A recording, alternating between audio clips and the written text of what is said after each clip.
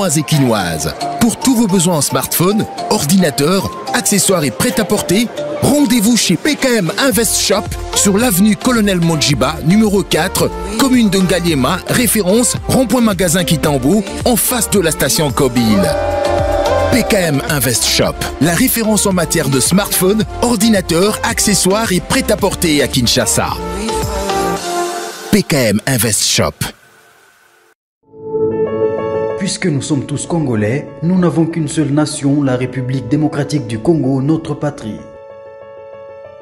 Nous avons le devoir de l'aimer et l'obligation de la faire développer à travers notre sens patriotique et nos belles actions. Chers patriotes, il est temps.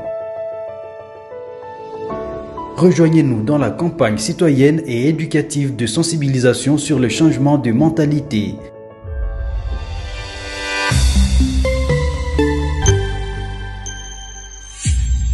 Zala, bon citoyen.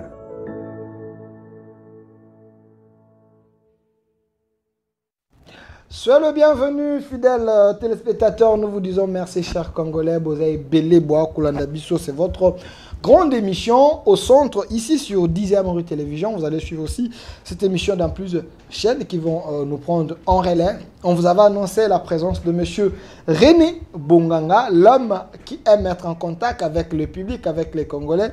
Bino Bato et Bolanda Kabiso, na 20 minutes à cette émission, comme d'habitude, on refait le téléphone, Botuna et Mituna. Lélo na kotika ya loba. Mais Bino de Bokotuna et Mituna, parce qu'il est ici avec nous. L'actualité reste dominée par rencontre et chef de l'État avec le président qatarien et Paul Kagame. On va comprendre qu'est-ce qui s'est passé. Ça a souclé dans les réseaux sociaux. La délégation, il y a le gouvernement à Kinshasa, dans les pourparlers avec le M23, na Luanda. Boloba qui était Jean-Pierre Bemba, le chef de délégation. Et Tambola Kiming, nous allons vérifier à la source avec René Bonganga qui est du MLC. Est-ce que Jean-Pierre Bemba Kendaki, Aza chef de délégation, pourquoi Bino Boningaki Jean-Pierre Bemba Azara? Il est ici avec nous. Et aussi les révélations sur Joseph Kabila Kabange. Joseph Kabila Kabange qui ne parlait pas, mais ces derniers temps, Badongo Benga est TikToker. Allo Baloba Mingi, Yena Paul Kagame, on ne comprend pas. Silence Sango, Kara et Sil ou bien comment? Qu'est-ce qui fait que Jean-Pierre Bemba, Joseph Kabila Aloba? Parce que Jean-Pierre Bemba l'acquise? Parce que le chef de l'État l'acquise ou bien comment? Tokotu na Wondeko, René Bonganga et aussi Toko chité dans le gouvernement union nationale et Gozalato et Gozalakate, Batu Balobete, Rwandais Bazali Kopusana, Bazu Walikale, ono Farde sa récupéré, Tokotu na politicien Bazali Awa, Bakana ko répondre biso, Mituna na nyos, Onga na tunité, Bino Bebotuna. Il représente Jean-Pierre Bemba sur ces plateaux et MLC parce qu'il est la voix de MLC. Moi, je suis René Bonganga, Mbote na yo. Mbote merci pour l'invitation. Mbote na ba technicien. Et Mbote surtout na bato yo ba landaka biso, ezala na YouTube et puis la télévision. Vous allez autrement disposer pour répondre à ma question. Voilà, vous allez disposer pour répondre à ma question. Le l'autre qui est vraiment à moi Lombango. Moi, je suis René Bonganga. Pourquoi Jean-Pierre Bemba Azali chef de délégation et le gouvernement de Kinshasa ou de Luanda? Pour Nanine. Mais aussi, vous voyez déjà, est-ce que c'est Azali souhait à Congolais, mais jusque-là, ce n'est pas pratique? Ça pratique, bango balobe ça pratique, ça sûr que basana balil c'est babé ça y est. Peuple était. Non. Ce qui peuple balingi et ça les bango wa ebisi mkozamboka. Collaborateur Jean-Pierre Bemba mais bref, Bemba a disposé, c'est un yoso à travailler pour le coup écolo à Koboya. Donc, est-ce que rumeur, est-ce que officialité? Non, c'est pas officiel. Ça vous fait quoi quand le peuple veut à ce que Jean-Pierre Bemba soit la chef de file? Buno, cadre MLC, vous êtes fier de la politique de votre président ou vous dites que le peuple s'identifie aussi en lui? Non, ce qui est là, il faut comprendre que Bemba a convaincu les Congolais. A convaincu les Congolais pourquoi? Parce que dans Tango Batunyonso, Bazalaki calme, Batunyonso, Babandaki Koloba, Batunyonso, Bakanisaki Sili, Batunyonso, Babandaki Opesa, Mokonzamboka conseil que vous alliez abandonner, vous alliez isoler. Mais Bemba avait créé toujours le chef de l'État. Alors que les animaux, il y a beaucoup de céder à monter. Et puis, il y a Temaki, sa autorisation chef de l'État, avec ses moyens propres, pour un veille national autour de la Kobenga, où il peut se courage dans la Batunyonso, et surtout, tant que les Congolais peuvent monique, le chef de l'État a reconnu Moussala, où moi, je suis appelé Massadi, et il peut s'y Orawana, et monique, donc, a conduit une délégation. Quand Moto a confiance en mon cause. Et puis, effort Nyonso, il a fait un Massadi, c'est quelqu'un qui a dirigé une délégation. Les amis m'ont calé sur mon comité, ils ont souhaité. Mais je sais que le chef de l'État, Ayoki Yango, a tenu compte de la proposition à la population. Alors, Batumsun de Balobi était ndenge régime ya Kinshasa.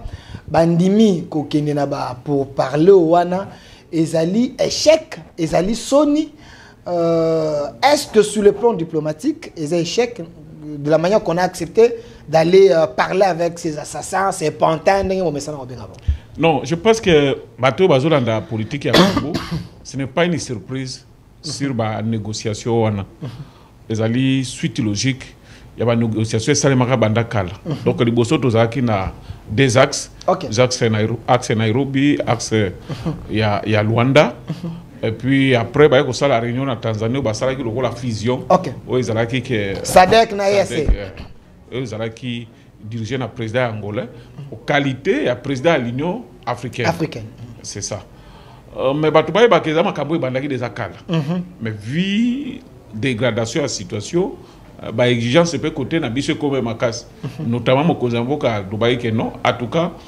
il ne peut pas dialoguer avec partenaire ndenge bandai koloba et bato biso nyonso to yebi on ngana benga bango ba préservatif Rwanda aza ko utiliser bango déjà na bato Rwanda utilisaka yo kalifera bango ba préservatif ba usage unique oui ok kasi Rwanda musana eka ndingona donc bananga babisimwa baza ba usage unique ceux qui Rwanda siso sela bango aboki ba aboka bango za ka ndingona omoni non c'est des pères de famille quand même retirés ça ko sala moi passe nini bananga usage unique non retirer ça fait mal non je pense que nazana ba argument suffisamment baza ba père de famille baza ba responsable non ok Kabila Musée là venait avec le Rwanda si on a na soko ezalaki nini ba bomaki Adolphe Nosumba à la tête du RC de Goma tango bakoma kina Sun City c'était pas lui le vice-président dès à partir wana to ko yeba Ruberwa et ils sont comme ça donc nanga za candidat à la mort non à la mort ok a tambola na zana liwa na nzoto nenda nanga za na prison ayebi yango ba congolais pe ba yebi connaît nang oui ma ko tambola to ko mona na ville a ko tambola na kana zali à l'aise non exemple Liboso nana ngaka diriger délégation awa c'était pas lui Bissimo et bandi et wana ezaka o balobaka le début du commencement dans la carte na bango dans a mo quantité nan non ya moto ba bambie ko bamba wana c'est dit bato wana ba yebi ke ba congolais balinga bango te ok siko po batia bato na bango na première ezalaka il faut ba mbelire mo ba congolais moko batie wana non ce n'est pas nous c'est les congolais tout. Bref po yeba soki bato bazolo bana kombo ya chef de l'état non non chef de l'état na rencontre Salemi na Qatar ezali d'abord une victoire écrasante pourquoi ça biso photo ya Qatar nanu to la parce que Mokozamboka loba ke bato wana nyonso mutazo tinda bango ezali Paul Kagame ce qu'on négocie na Paul Kagame Paul Kagame a wanganaki combien de fois na yebi makambo na te ça c'est une affaire congolais tout ça bato mosusu non bona boy nazo tuna na ba opposant na biso awa nazo tuna na nanga o bandai ko wangana ke ce n'est pas Rwanda Paul Kagame ke kuna usalani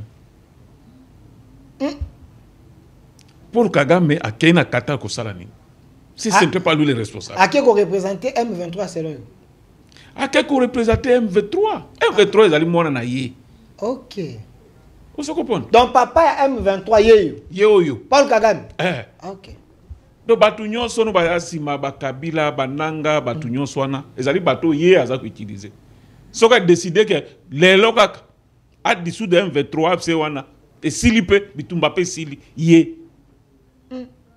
moto aza akoloba le contraire ya ngana to sala débat soki baboya que ce n'est pas ye akekuna osala ni c'est le fait ya lobby o andimi que c'est le fait salem eza wapi ata tozo mona to oboya kombo ngo ko benga moto préservatif nanga zoro ba engagé te bonabo a osé nanu ko wanga na publiquement Paul Kagame kasi bango balobe ezali bango ezo engagé bango te bino boke bo signer ba cesser les faits mais bango baza ko avancer il semblerait que bazu walikale après ba décision à cesser les faits bon monete que non boza na faux nini piste moko ya mabe il faut que sola ndena nanga botika na mino Kagame ba ko sala msala punda na ba négociation tu vois je suis dans une bonne école politique et la MLC on m'a tout maîtriser en trop de cesser le fait c'est pas automatique que tant que vous lobby en directement mis ses équités. OK. Il faut ce sont des mécanismes. Tant qu'on a les corps à décider, il faut créer un mécanisme et un suivi. Vous comprenez? Créer un mécanisme et un suivi tout est non. Tant que tu décider bongo, ba fro ezala ki na niveau nini. Ezala ki na niveau boy. Banani ba ko surveiller. Avant c'est le fait on est à l'effectif. Vous comprenez? Et à part de tirer bateau, bah qu'on vérifier ce qui et ils ont salé maté. Et ça, quand on va signer qu'on a pas sur le terrain bon. Il y a des mécanismes à suivre. Est-ce que diplomatie y a biso baza koko sa bisote? Bah ko ça là on a mis kanda mais sur le terrain, bah qu'on l'a muso vraiment bah comment on est l'autre terre. Non, je voulais confirmer. Sur le plan diplomatique, to beti maboko mais sur le plan il y a terrain. Non mais l'adversaire est très affaibli. OK. Là je vous dis adversaire est très affaibli. Affaibli la sanction, affaibli pour ravitaillement, bazolia bien affaiblissement les gens ndengeni si ça va congolais. Comme je te dis là, ceux qui ont en décollon à Kigali vérifier ba compagnie na bango banda ko sala pona ba minerai c'est là que mingi mindele. OK. Ba longwe ba zongi na mboka na bango. Olobi ba société wana ekangami. Et ça pose un problème. OK. Et puis ba mindele mususu wanda ko ça ba faire na bango privé ba bangi ba comprendre que mindele ou ba occidentaux ou les américains ba lâcher des Paul Kagame. OK. Et bazo mona pe que Kigali est comme une insécurité. Donc Paul Kagame et Kigali baza sur la crédibilité sur les plans internationaux. Ce qu'on vérifier même bien ba biloko ko li pa na bango mati et tout ça. Donc les conséquences ya ba biloko na nyos. Yé azan économie makasité à supporter depuis ba biloko na. Okay. Voir même ceux qui babitumba à tenir pour le tenter. On se comprend. Parce que vous savez, pour vos bundabanda, journée bunda tongo dit pourquoi. Combien de munitions vous bébis. Il faut y battre aux munitions ici là, il faut remplacer nos sous. Donc il faut avoir les moyens suffisamment. On se comprend. Ce que je mets ba armes ba akao yo butusimba. Bal moko ils allaient $1. OK. Ce que je par exemple chargeur moko ils en a 32 munitions et tout ça.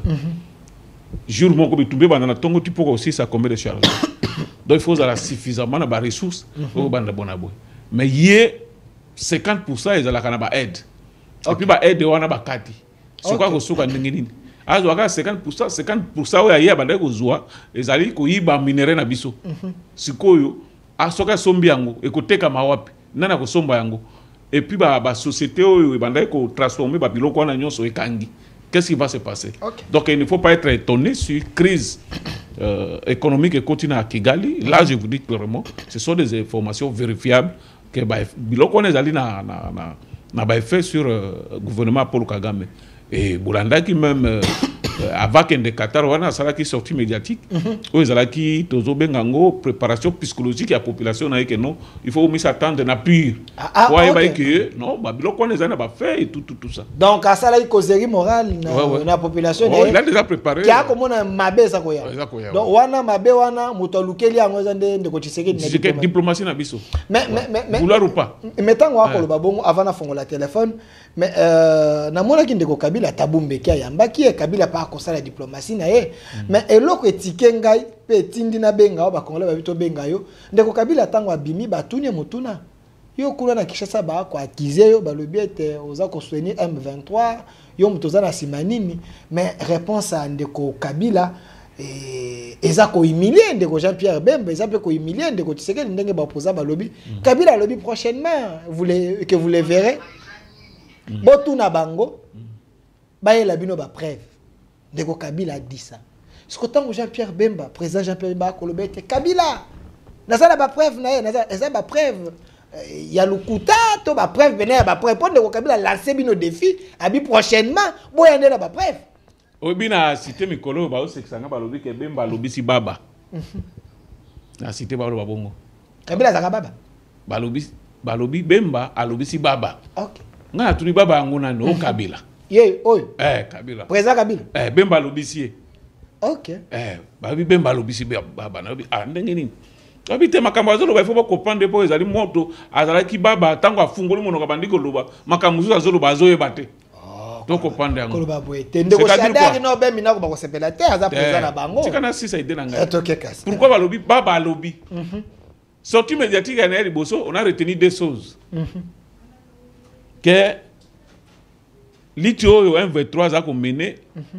et ali ba aspiration ya peuple congolais c'est dire rébellion wana ya M23 a soutenu na biso ba congolais po bazo bundela biso mutalobaki yango ye ba Liboso afungula munoko observation mibale a mis s'attaquer na gouvernement sud-africain. Dans le cadre de la SADC, il ne fallait pas aider Bisso na Minduki pour te faire face à l'agression. Et ceux qui ont la capacité que c'est la capacité bon tout peut se bénéfice du doute que c'est qui ba lapsus qui baba moto a fungolo ka munoko maloba izo zanga suite à ba sortie médiatique na il allait d'abord réparer ça. Parce que jusque-là, il n'a pas arrivé. Il y a qu'à démentir les propos de Maïna Mounokonaye. Il y a soutien pas à M23. Il y a qu'à boire que bande qu'on a biso basi d'Afrique ba aider biso to combattre l'ennemi. Tant qu'il y a pas cette explication claire, il a choisi déjà son cas. Quand il y a KO, il y a Paul Kagame, quand il y a Rwanda, quand il y a M23, tout ça na FCC ndenge tout le monde a bango. Peu importe où azali koloba sima. Ozomona même été ata mutu na moko ya mbaye na plateau yo a démentir ba propos wana ke alo ba kezala ka même lapsus lingwe bonabo ezate. Donc on reste sur ce qu'il a dit. Et preuve ezalo aussi que depuis tout le monde bandi. Parti na ye condamné nano rébellion wana te. Groupe wana te. Élément mususu na ko bakisa ya sika. On commence par mon parti. OK. Nous avons un ancien membre du parti, il s'appelle Jean-Jacques Mamba. Jean-Jacques Mamba. OK. Mais avant d'y aller, a déposé sa démission. Donc si aujourd'hui, biso zana mutu kuna to brandi démission na ye. Kalongwa kina no parti, apenda ke sala makamu na ye. Mais bato ya FCC peut perdre. O baza kuna ba Rimaji. Henri Magie, Yannick Chisola, baza mo ebele. Baza ebele. Moko a déposé démission azate. Moko pe o baradia na parti azate. Ndeko Shadari na fena kambele batikala ko longola Henri Magie te ba Yannick Chisola te bazala 23. Bazaka ba 4 à peu près jusqu'à présent. Ko lo ba boite tozana. Mais na ba na TV ba ko landa biso. Yamba bango ba ko déposer. Nenge nini pe perdre ba ko yiko radie bango te ba to bango ba serane balati teni ya ba soda donc pe perdre dans conseiller mon ba cadre. Oui. Jusque-là, il y a un cadre. Donc, Pépé est complice automatiquement. Ah, ça est complice. C'est là, yo. Et ça, c'est l'on a été. Ok. Bango, yo. Cadre, na ye, bango, na batemi. Bato a Pépé, bango, na batemi. Ba ya epana yo, ba laksa yo, démission na bango. Na parti. Sauf qui va démissionner, ba laksa biso déclaration à radiation na bango na Pépé. Sauf à laksa biso te. Donc, oyo nga bonga na zoluba. Et ça livre vrai. Donc, il y a un service, comme on dirait, PPR, 2 ans d'intelligence, à ma bena, M23, c'est l'objet de MLC, c'est la solo. C'est la solo, mais preuve en goût. Pas parti politique, ils n'ont pas atteint, monsieur Souba, au sala sampla, qu'on condamne, qu'on l'obate, bonabo. Attends, l'église catholique, tout le monde, monsieur Souba, que non. Oh, ils allaient tentative, il y a balkanisation, beaucoup d'abisso. Là, il accuse indirectement les Rwandais. Mais quand autorité morale lobite te bitumba wana bazo bundela nde biso ezali posa na biso ba congolais ndeke bitumba wana esale mabongo Qu'est-ce que cela veut dire?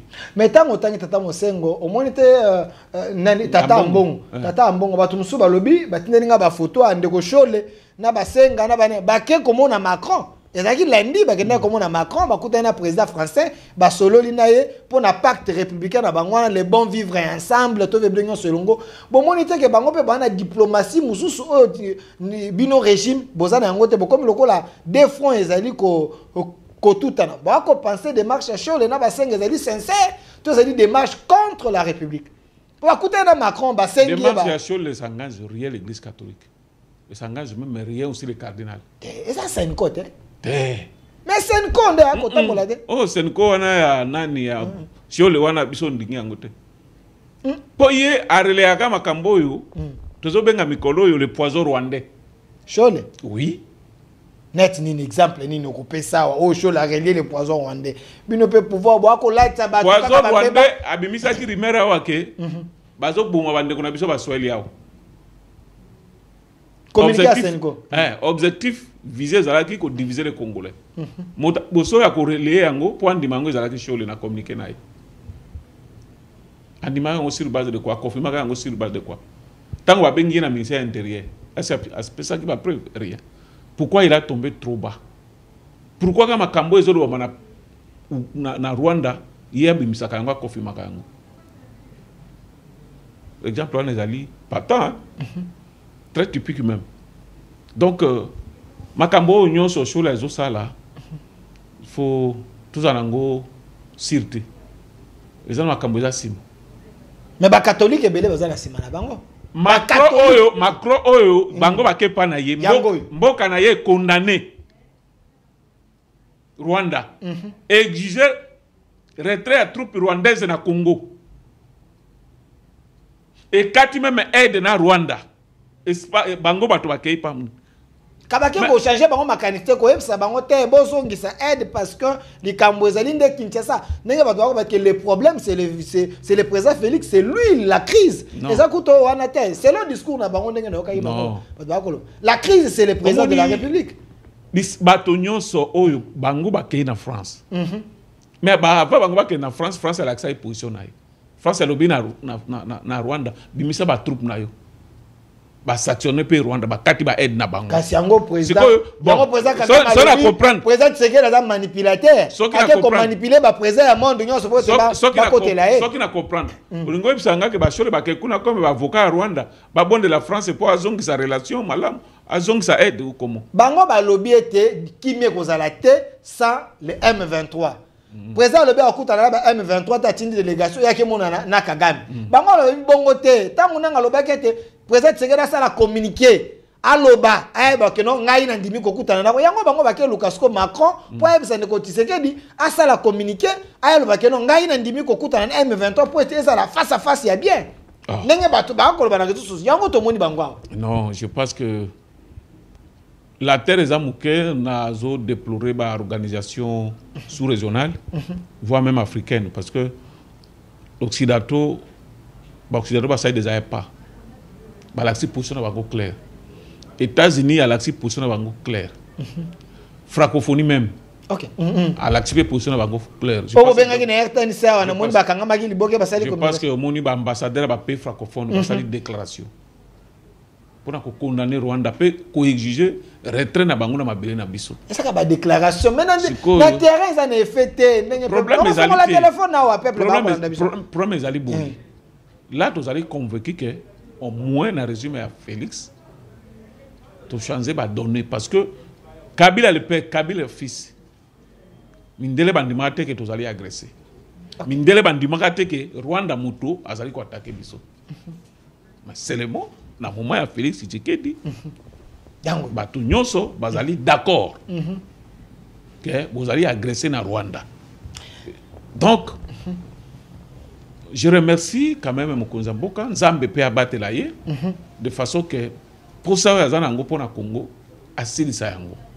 Nazozo appel ya bandeko na lobaki ete na kofongola téléphone de ko reno benganga to kota masolo musuna kofongola téléphone afongoli téléphone afongoli connexion okoki ko benga ko tuna mutuna na yo sur base ya makambo ne ko reno benganga akoloba to akosolola makambo est makambo akoleka na mboka na biso makambo ndeko Kabila a lancé bango défi alobete soki bakutani na bango bacheli bango sur micro babimisa ba preuve onde ko Jean-Pierre Bemba akolobete Kabila mutaza ko soutenir M23 akotenir nanga ndeko Kabila seki bango.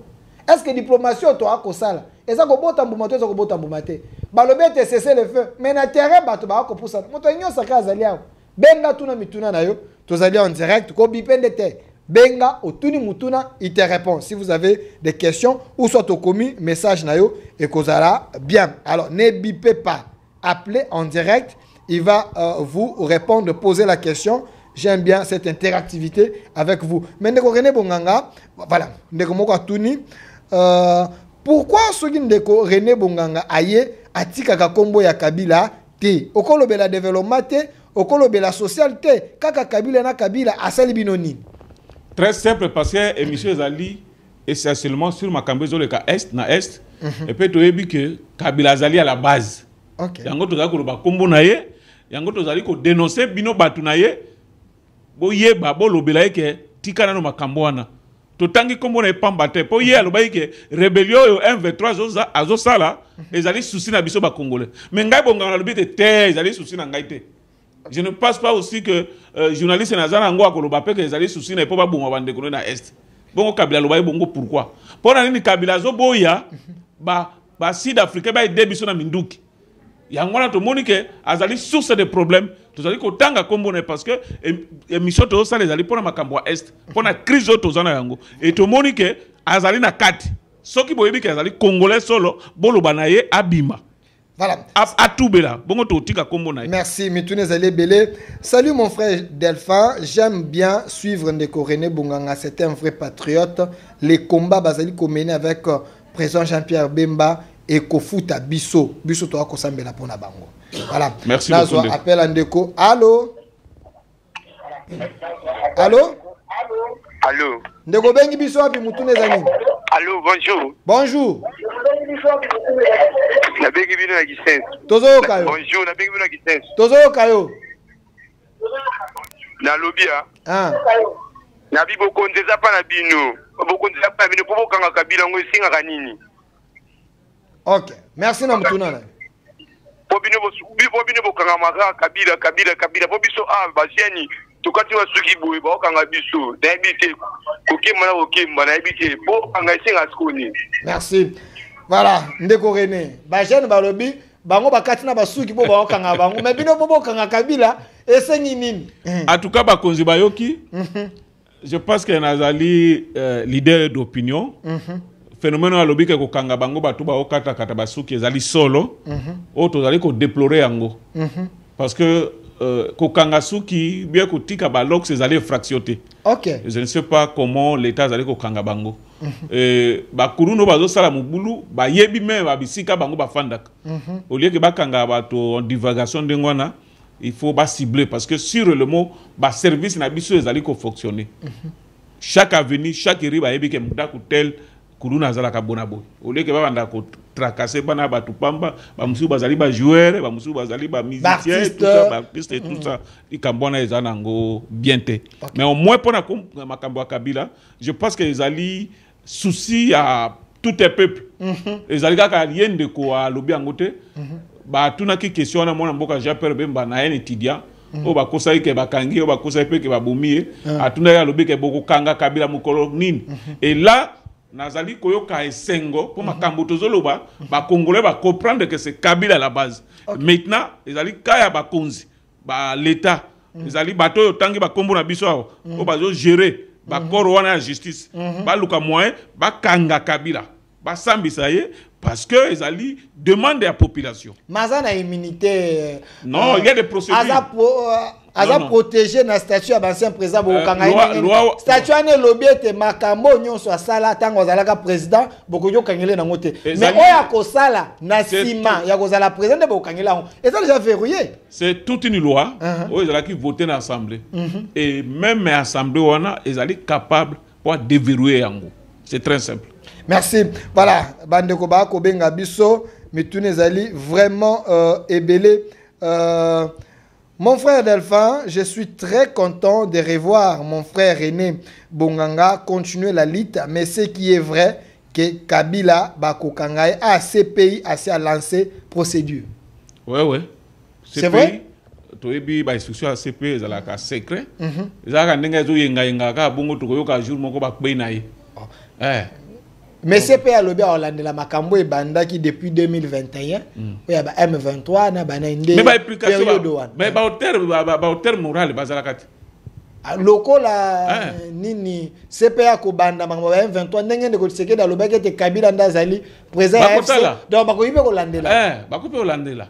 Bato bazwa mbongo wapi bazwa minduki wapi. Yo tango zo financer bitumba po ba bomba bato. Ozanani. Voilà. Ne bipez pas, appelez, posez la question. Toi, Koloba, awa, makambu ya guerre ya Est. Ba sanction à la communauté internationale, les akokoye. Chef de l'État a coûté na Kagame, ba lobi cesser les faits. Mais, bato ba comme tout na question, nenge nini, bato to ki ba comme na walikale, bango ba ko to ça, cesser les faits. Est-ce que diplomatie ngo ya ko futa to ya ko futa teza mituna ya bato. Na memeli bino muto a pouvoir, muto union sacré, muto Jean-Pierre Bemba, tout ne mituna, il est ici. Bango ba ko teninde ko tseke ba lobete tseke da kolong akolonga ngoka yango ne batu ba ko mituna il est ici avec vous, posez des questions, ne bipez pas. Voilà. Ndeko René Bonganga, est-ce vrai à l'université on avait posé la question à Jean-Pierre Bemba ceux qui bana na épée ba ko yikokota armée car lui veut que biso bilenge tokota armée. Merci beaucoup na CP na mutuna wana. Mutuna wana batuna ki mbaliboso na IPNT bandaki na campus. OK. Batuna na campus. Tous on appelle Andeko pour répondre mbalamoko. Allô? Allô? Voilà, Ndeko akei. Tokei. Réponse à mon amboka Jean-Pierre Bemba ezalaki clair. Sensibilisation et puis mobilisation tozali ko sala ezali volontaire. Ezali forcé. OK. C'est-à-dire, moi, même Yangai, ou bien moi, président de la République, ce qu'on a kende, et ça la volonté na moko, et ça la pété papa na yatindaye, et ça la pété que ce qui a le bien kende, papa na pekisaye. Ça, réponse est allée claire. Ce que ça ande bazo kanga batuna makasi, bako ko bakame bozo kanga biso. Mais biso bana bino ba bozo kanga te komo. Lokola ba Rwanda ba ko sala na buka ba kanga belève na makasi. OK. Donc question wana ils ont raison d'être traités parce que ndenge bake asolina bango ba oyo bandima ki simana ba sengi te to ke do comme ça ba comme bois abengi recteur lobi beaucoup batindi major mo kuna azoko makomo na bango bato bazo comme ça comme na bango bazo na ndenge na bango moko o bazali ko pousser azate s'occuper mwana ya président Jean-Pierre Bemba alinga kende yepa ko kende opesa komone kuna. Et ça, question est tout na bonabouité. Deux ali, conviction personnelle à Moutou. Voilà. Salut mon frère René Bonganga. Nous avons un débat ici à la maison. On a suivi chef de l'État, son interview à une presse française. Il a dit les salaires des soldats est doublé à $500. Est-ce faux ou vrai? Vrai. Soda, il y a $500. À comité, il y a $500. Il y a $500. Oui, c'est 280 000 fois 5. Bon, c'est là, combien? Donc, au-delà, 1 400 000. Oui. Soldats. Tu as choisi. Na sera Kabila combien? Oh, ce qui n'a pas loba, Kabila. Kana tu na teto yebane. Na sera Kabila. Ce qui est là qui mingi, suka qui n'a pas $80. $80. Oui. Donc on a c'est il y a 200 000. Oui. Ce que le long de Kotsekedi a sali ango fa de 1 million. Oui, parce que nous traversons un moment vraiment spécial et c'est toujours de ngwana. Nous sommes condamnés à tout faire pour que Basoudra soit la motiver, ba bunda bitumbo ba bunda. S'il vous plaît, Ndeko Delphin, avec René Bonganga, il faut prendre beaucoup de temps. Il parle bien, il nous fait du bien. C'est un vrai patriote. Merci beaucoup. Ndeko René Bonganga, à quand le tour de Ngaliema pour la mobilisation? Demain. Stade Vélodrome. C'était déjà prévu. Oui. Lobby à lobby. Lobby. Il y a un stade Vélodrome lobby de Konanga. Jean-Pierre Bemba ko lembata ko fana na ndako te ndenge fumuto to lobby to landi a lobby te ya ko tambola. Ce qu'on a ko signé ba contrat na place na ye ministère na transport eza ko sala te parce que ya ko tambola na mobilisation. Merci beaucoup. Merci beaucoup. Ce que moni bato bazo attaquer Bemba. Ils allaient bateau yo bazana Rwanda, bazana Nanga, bazana Kabila. Soki bazana Union Sacrée. Soki Olandi beko monaka mutona utake pa Kabila. Et cela prouve que azana Kabila. Ongolo bani Fumutoto. Ka Fumutoto utake wapi? Autana FCC. Yo ebite. Ya solo? Oui. Fumutoto utana FCC. Mais ce qu'on a Union Sacrée. Te. A communiquer bien pour le chef de l'État. Azana Union Sacrée na nzoto. OK. Molimo azana Kabila. Public à Kosilika, Fumutoto, il est au front. Il communique pour un régime. Yo le bien tendenga lobby Jean-Pierre Bemba ko fana na bureau te.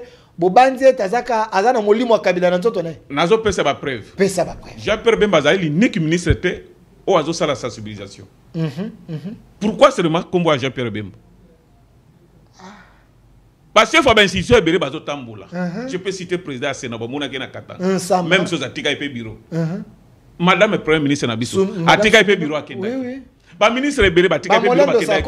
Pourquoi ba combo na bango Fumutoto alobité? Pourquoi seulement combo à Bemba?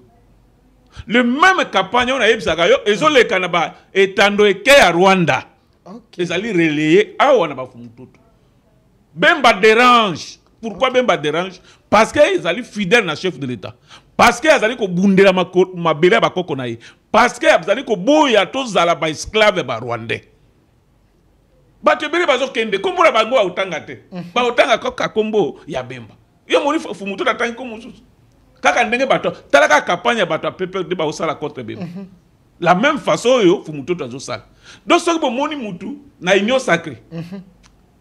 Azako attaquer Bemba pona musala oyo mona mboka Bemba azali ko sala. Botala ye na Union Sacrée bo mona kaka source na ye autaki na FCC. Et là ils allaient preuve to yeba ke nzoto na Union Sacrée molimo makanisi et pas Kabila. Lokola ndeko Fumutoto. Merci ndeko René Bonga ndeko mo atuni ngai awa ndeko René Bonganga yoza ko lobete bakanga ndeko Kabila. Est-ce que yebi accord ou a signé kina Tshisekedi pour sa protection?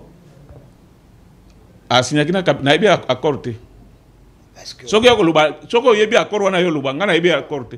Na yebi que chef de l'État a gagné ba élection 2 fois. En 2018 et puis en 2023. Donc il est là, je suis fier.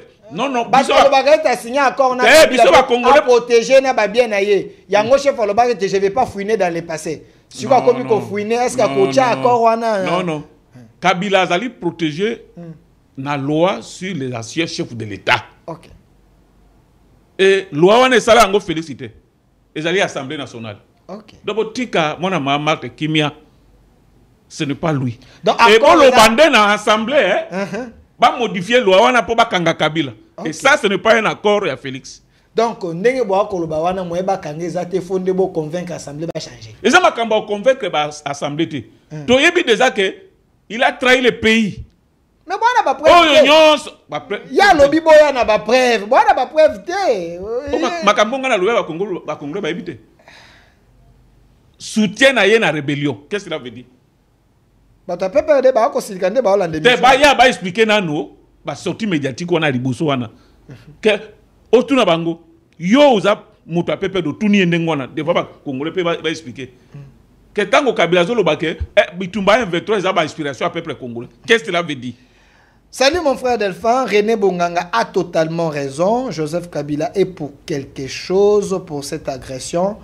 Arrêtez de salir les noms de Jean-Pierre Bemba. Fumutoto, il communique pour l'argent, pas pour la République. Jean-Pierre Bemba n'a pas besoin d'argent, il a besoin de la paix pour son pays. Merci beaucoup. Ma patriote bangwana ndeko yaka lobi na velodrome. O a lobi ndeja somo boyoka na noté. Lobi na velodrome to komi na suka. Never juste. Eza nini na velodrome. Never juste boya wana. Kuna ezali kamba parti politique te. Kuna ezali kamba mabele. Oye kuna. Lobi na never juste velodrome na kitamba. Velodrome ouais. Mais on eza batu nyonso baya wana. Momoni te wana boza ko bicho lisaka ya bino moko. Bo akoloba me boko kene na biloko catholique. Biloko catholique wa. Kasi velodrome ni ngeza ba catholique te. Oh catholique nana tongi yango eza catholique. Makamba catholique wana soto zo loba Baba pa catholique ne bo akosalela. Ah. Omoni. Botamboli tamboli. Wana za biloko l'État. Bosuki na biloko shole na biloko dai. Sur le mototé. Sur le mototé. Donc na ko loba na bato ke lobby. Mona mboka Jean-Pierre Bemba zo continuer. OK. Pour na ko prouver que nyonso ba ko loba contre ye, ils ont affecté na rien. Ils ont découragé et pété. Rien, au contraire. Attends, l'union sacrée, bah, ko bundi. Yende azo, a kendene makasi po ba fumutoto ba bima ebele to eba bango. Ok. Donc ndenge wana tozo eba. So moni kaka mutalobi mabena komba bemba oyebi. Yeoy, bata poison rwandais. To identifier bango tout même na ba groupe oyo, ba groupe fictif na Twitter, WhatsApp tout oyebi bango. So moni kaka mutalobi na bemba mabe ye wana. Poli kambo bemba osala mabe ezate. Tozana bitumba. Poto longa bitumba na photos na basoda ebeli. Siko sensibiliser bandeko. Boye ba kite ezande Rwanda, ezande ngate, ezaba Congolais te boya to bunda. Mais bazo attaquer Bemba. Mutuna ya suka Jean-Pierre Bemba a kosala meeting ezo zalaka ba plein. Est-ce que boa kopesa ba polo, boa kopesa ba jito, boa kopesa mbo? Mutuna malamu. Omoni leadership eza inné. Ezabe malobano asuka tala kamera. Leadership eza inné. Bato mususu ba silisi ba frais de fonctionnement na bango comment ça la déployer bato ba ko tombola tambola mais Bemba eza bongo te omoni kaka ndenge bato balandi awa na émission na yo kuna débordement ko salem et na invité yo yaka kuna o tala ndenge bato bazoya c'est nous makamba mbongo wana biso to éviter si oyebi oza journaliste o kaka batonga Bemba kaka bakate biso zalinde boya o comprendre le Cameroun biso tozo sala li Cameroun o biso tozo sala minute ezali ko défendre ma belé na biso c'est tout moto yo alingi Congo alingi ke mboka ezala libérer akoya o ya boy koya azana nanga c'est tout. Et puis tant qu'on a la population, il y a une communication avec le peuple, il n'y a pas les chansons hostiles contre lui, les gens sont avec lui. Donc parce que bayebi. OK. Parce que bayebi. Je ne veux pas frustrer les autres. Moto azo sala li Cameroun na mutema moko. Qui peut tenir un discours frontal? Question-réponse. Qui peut citer le nom de Kabila parmi les bâtons sur le tambour? Non, laisse. Merci, mon ambo René Bonganga. T'as la caméra. Nino linga ke lo bolobi te n'émission à l'église api malbanga suka. Liboso bato bayeba que to sambela nzambe abatela mokonzi mboka. Po bitumbaza kubunda. Eza makasi. Moni Paul Kagame azotia mbongo mingi ke mabe kwela mokonzi mboka na façon nyonso. Donc ba Congolais ba sambela pona ye. Ba Congolais pe ba sambela pona mwana mboka Jean-Pierre Bemba. Po en dehors mokonzi mboka, mwana mboka Jean-Pierre Bemba zali ciblé. Ba sambela pe pona ye. Bayeba ke batu nyonso bazali ko attaquer mwana mboka Jean-Pierre Bemba zali bato bazana Kabila, bazana Nanga, bazana Rwanda. Et déranger bangote et affecter bisote na suka na kobenga bakinoa ke komi tour na biso ba centre de formation nyonso estondin na ba recrit o ba uti na ba intérieur mais biso bakinoa ba jeune o to bomaka ba rwandais na maboko awo to misa rolé na noté et comité na biso et puis ezo banda lobby na vélodrome d'autres za la biso nyonso na erni 9h juste to bandi. Merci. Merci mon amboka René Bonganga pour un message au PC à Kitoko Bino Bato Bolandi. En face de moi, il y avait un patriote. L'homme qui est avec Jean-Pierre Bemba, il parle, il dit des vérités, même si ça vous blesse. Mais c'est pour la nation. Bino c'est la démocratie. Bino parce que tout ça na Congo. Merci, merci Madame Boka René Bonganga. Cette émission est déjà en direct sur notre chaîne YouTube au Centre TV d'Elkas Télévision. Et aussi, ça va passer dans plusieurs chaînes comme d'habitude. Une autre RDC est possible. Un grand merci à l'équipe qui m'a accompagné à la réalisation et régie finale. Enoch qui était là. Et du côté de la caméra, Amoro Sandemia, l'homme qui a filmé le film de Jésus-Christ. Un pro, un doyen, il sait tout faire, même s'il est seul. Une autre RDC est possible. Au revoir. Quinoise et quinoise. Pour tous vos besoins en smartphone, ordinateur, accessoires et prêt-à-porter, rendez-vous chez PKM Invest Shop sur l'avenue Colonel Mondjiba, numéro 4, commune de Ngaliema, référence rond-point magasin Kitambo, en face de la station Kobile. PKM Invest Shop, la référence en matière de smartphone, ordinateur, accessoires et prêt-à-porter à Kinshasa. PKM Invest Shop.